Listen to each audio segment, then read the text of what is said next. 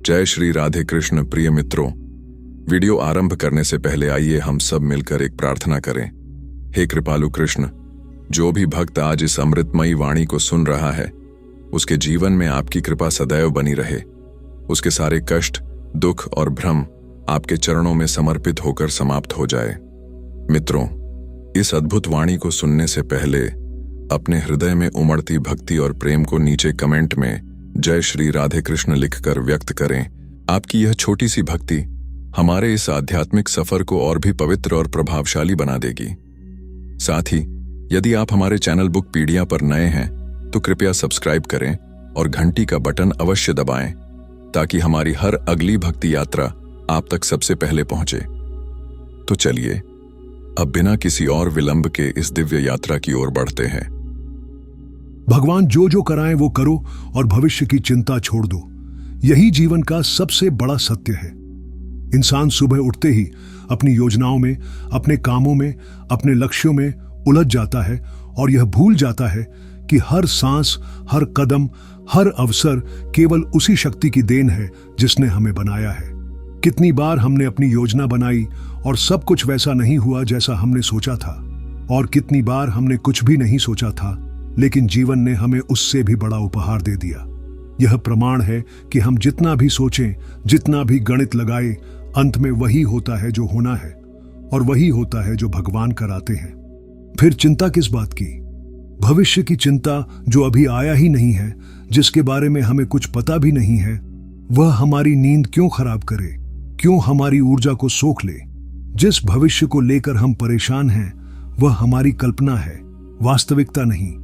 लेकिन जब हम वर्तमान को भगवान के हाथों में छोड़ देते हैं, जब हम यह मान लेते हैं कि वही कराएंगे और वही सही कराएंगे, तब एक गहरा सुकून दिल के भीतर उतर आता है। यह सुकून हमें स्थिर बनाता है, हमें भीतर से ताकत देता है। जीवन का रहस्य यही है कि तुम कर्म करो लेकिन फल की चिंता मत करो। अपने हर काम को पूरी निष्ठा और ईमानदारी से करो, लेकिन परिणाम को भगवान पर छोड़ दो। यही गीता का संदेश है, यही जीवन का सार है।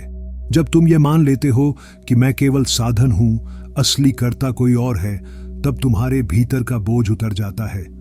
तब तुम्हारी सांसें हल्की हो जाती हैं, तुम्हारा चेहरा चमक उठता है और तुम्हारे कदमों में नई शक्ति आ जाती है। भविष्य की चिंता करना वैसा ही है जैसे कोई किसान बीज बोने के तुरंत बाद खेत में जाकर रोज यह देखने लगे कि पौधा क्यों नहीं निकला। वह रोज मिट्टी को खुरचने लगे, रोज अपने मन में शंका करता रहे कि पता नहीं फसल होगी या नहीं। लेकिन जो किसान भरोसे के साथ, धैर्य के साथ बीज को धरती में डाल देता है और पानी देता है, वह जानता है कि समय आने पर अंकुर अवश्य फूटेगा। वैसे ही जीवन में जब तुम भगवान पर भरोसा कर देते हो तो तुम्हें इंतजार करना आता है, तुम्हें धैर्य आता है। हर सुबह उठकर यह कहना शुरू करो कि आज जो भी होगा वही मेरे लिए सबसे अच्छा होगा। यह विश्वास तुम्हें भीतर से बदल देगा। चिंता करने से न कल सुधरेगा, न आज का आनंद मिलेगा, लेकिन विश्वास करने से तुम्हारा आज भी सुखमय होगा और कल भी अपने आप सही दिशा में बढ़ेगा। जब तुम भगवान के साथ चलना सीख जाते हो तो रास्ते खुद ब खुद साफ होने लगते हैं। जिन दरवाजों को तुम बंद समझते थे वे खुल जाते हैं। जिन कठिनाइयों को तुम पहाड़ समझते थे वे धीरे धीरे छोटे पत्थर बन जाते हैं। कभी अपने जीवन के उन पलों को याद करो जब तुम सोचते थे कि अब रास्ता नहीं है, अब सब खत्म है, लेकिन समय ने तुम्हें नए अवसर दिए, नई उम्मीद दी और आज तुम यहां तक पहुंचे। यह कैसे हुआ?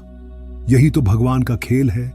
जब हम हार मान लेते हैं तब वही हमें थामते हैं, जब हम डर जाते हैं तब वही हमें सहारा देते हैं। लेकिन शर्त यह है कि हमें भरोसा रखना होगा, हमें अपने मन को खाली करना होगा। चिंता और विश्वास एक साथ नहीं रह सकते। अगर तुम चिंता में जी रहे हो तो समझो कि तुम्हारे भीतर विश्वास नहीं है, और अगर तुम्हारे भीतर विश्वास है तो चिंता का कोई स्थान ही नहीं है। हर दिन अपने मन को यह याद दिलाओ कि मैं अकेला नहीं हूं, मेरे साथ वह शक्ति है जिसने सूरज को उगाया, जिसने समुद्र को बहाया, जिसने पृथ्वी को संतुलन में रखा। जब यह शक्ति इतनी बड़ी बड़ी चीजों को संभाल सकती है तो वह तुम्हारे छोटे छोटे जीवन के सवाल क्यों नहीं सुलझा सकती? फिर चिंता क्यों करनी? जीवन का आनंद तभी है जब हम प्रवाह में जीते हैं। पानी की तरह बनो जो बहता है।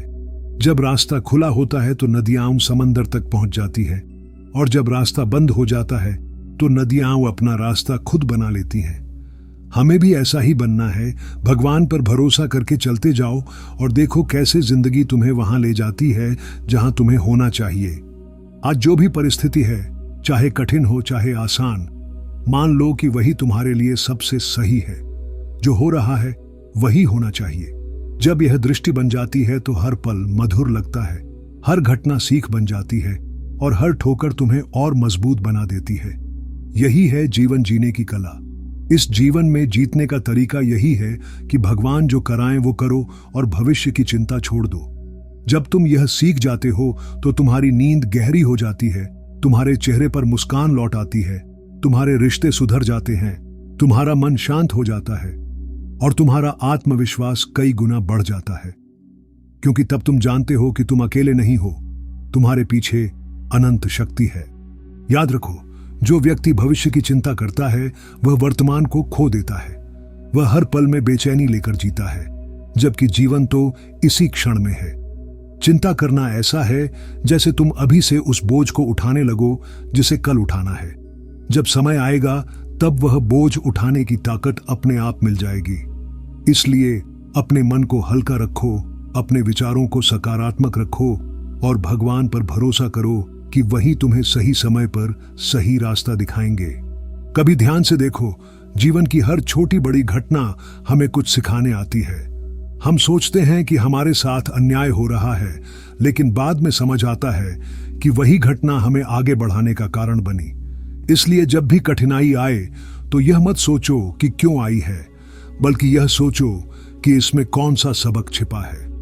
जब यह दृष्टिकोण अपनाते हो तब हर समस्या अवसर में बदल जाती है और हर अंधेरा एक नई रोशनी का संकेत बन जाता है।